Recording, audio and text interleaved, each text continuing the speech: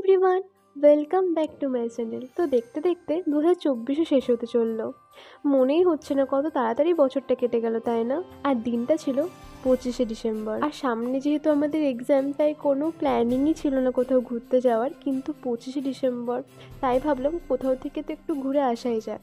তাই পানিহাটিতে যে আনন্দ মেলাটা বসেছে, আমরা ভাবলাম ওখান থেকে ঘুরে আসি। তো আমরা ওই বিকেল সন্ধ্যের দিকে মেলার জন্য বেরিয়ে গেছিলাম। আর সেই টাইমটাই মেলাতে খুব একটা বেশি ভিড় ছিল না। আর মেলায় ঢুকে ঢুকে এদের চোখ তো মথুরার কেকের দিকে আটকে গেছে।